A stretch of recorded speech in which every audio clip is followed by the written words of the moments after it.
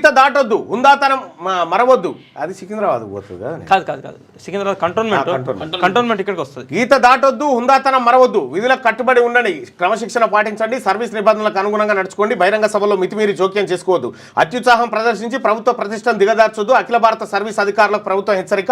ఇటీవల చోటు చేసుకున్న ఉదంతాల నేపథ్యంలో ఉత్తర్వులు. ఈ విషయంలో ఇక్కడ సిఎస్ రామకృష్ణారావు గారు సరే ఆయన ఒక ఉన్నతాధికారిగా సిఎస్గా ఆయన బాధ్యత చెప్పిండు. కానీ ఇదే కార్యక్రమాలు కేసీఆర్ హయాంలో జరిగి కాళ్ళు మొక్కిరు. కాళ్ళు మొక్కినప్పుడు అప్పుడున్న సిఎస్లు పెద్దగా పట్టించుకోలే, మంచి మొక్కిన వెరీ గుడ్ షబాష్ అట్లా.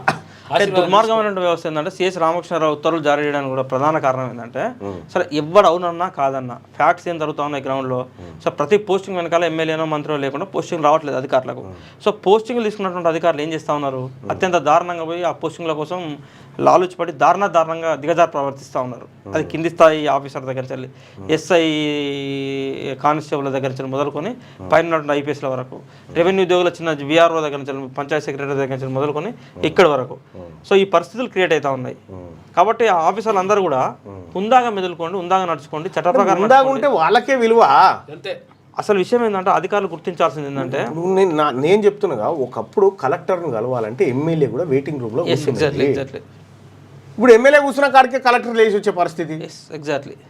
అంతకు అంటే కలెక్టర్లు అధికారుల ప్రాధాన్యత తీవ్రంగా దెబ్బతిన్నది కేసీఆర్ హయాంలోనే. ప్రభుత్వ అధికారులు కూడా గుర్తించాల్సిన ఆవశ్యకత ఏంటంటే ప్రభుత్వ అధికారులకు కానీ లేదా రాజకీయ పార్టీల నాయకులు కానీ ప్రభుత్వం నడుపుతున్నటువంటి పెద్దలు కానీ మీ అందరికి కూడా జీతగాళ్ళు, మీరందరికి కూడా ప్రజలకే జీతగాలని విషయం గుర్తుపెట్టుకోవాలి. మీ బాసులు ప్రజలు, ఇంక్లూడింగ్ ఎంపీస్, ఎమ్మెల్యేస్ అందరూ, ఆల్ ముఖ్యమంత్రి ప్రధానమంత్రి దగ్గర నుంచి మొదలుకొని మీ అందరు కూడా జీతగాళ్ళు, మీరందరూ ప్రజలకు జీతగాళ్ళు.